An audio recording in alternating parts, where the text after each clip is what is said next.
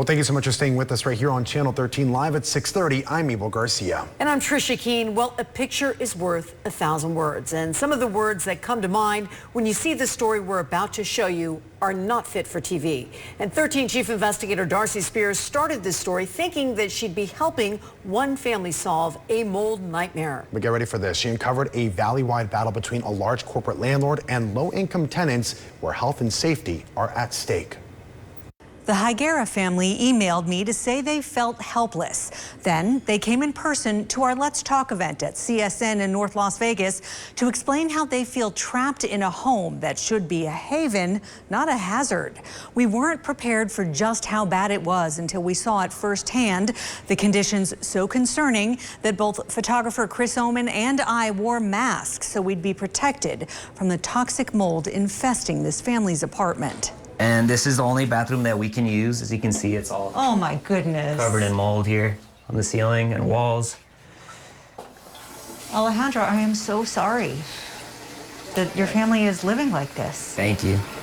No, I mean, This is terrible.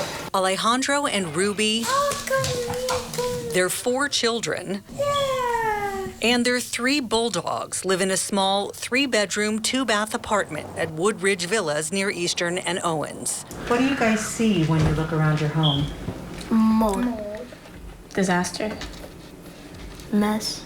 The Higuera family says their home is literally making them sick. The mold builds up the rashes on our skin, and we've been really congested, sneezing, coughing a lot. 10-year-old Nia has asthma, which she says the mold has made worse. I'm scared that it's going to make my lungs not function properly. The ceiling in their unit is cracked. Floorboards are buckling, walls are bubbling. you can see, feel here, it's very soft to the touch. And behind the washing machine, I can see the water. Yep.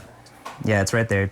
That's all day. they filed multiple maintenance requests for mold, flooding, and leaking sinks, showers, and toilets. I have to turn off the water because this toilet has a tendency of overflowing. They can't use their second bathroom. I'll show you why in a minute. As you can see, we have a towel here that covers the air pathway. The air pathway. Oh, and you have a cockroach.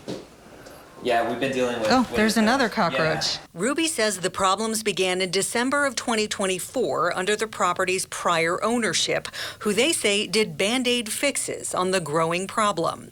Westland Realty Group, a large corporate landlord, bought the complex and took over at the end of September 2025. Westland declined our request for an on-camera interview, but said in a statement that Woodridge Villas was not up to Westland's standards for residential living, so Westland directly began repairing and rehabilitating the community. So what have they done in this unit to properly remediate the mold problem? Properly remediate, they haven't. The family paid out of pocket for a local company to test the apartment for mold last month. The report documents major amounts of toxic black mold, as well as water damage and extensive fungal growth. The report also shows that bathroom fans don't work and faucets won't shut off.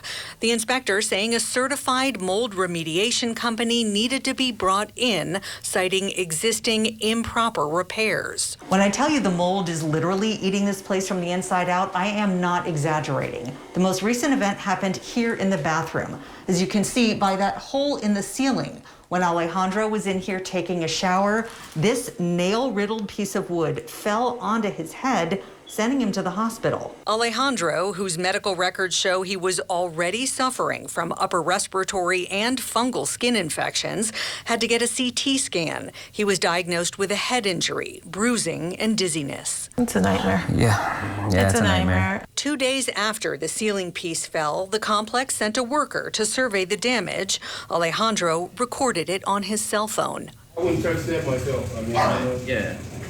that's for a professional.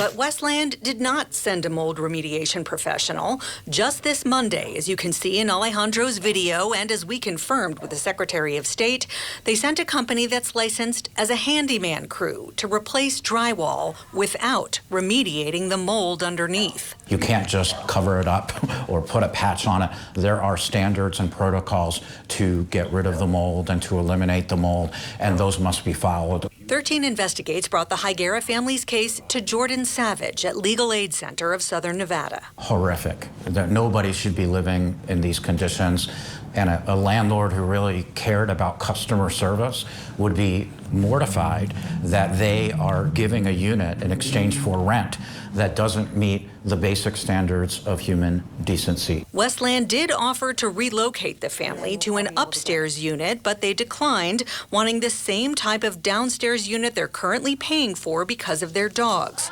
They were also given the option to move to a sister property, but they'd have to pay $600 more per month in rent, which they tell me they can't afford. Charging them additional money when they've already gone through hell and they've already suffered with these conditions, their responsibility should be to move them, whatever it costs. It shouldn't come out of the tenant's pocket. Westland also offered temporary relocation to a Siegel Suites, but that company's policy prohibits large dogs.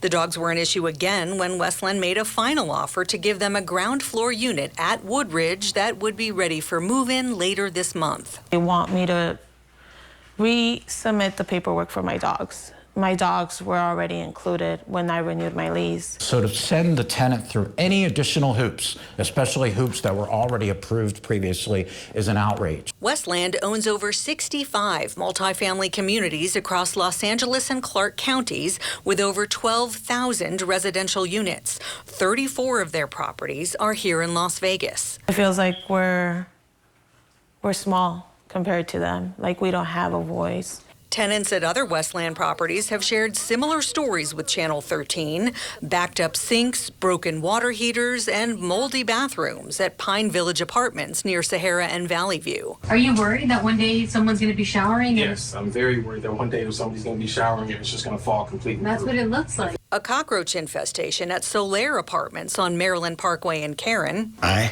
am not going to live like this. I refuse to live like this. A rat infestation at Westland Villas at Desert Point on University Center Drive and Desert Inn. This has been emotional, mental, and downright physical.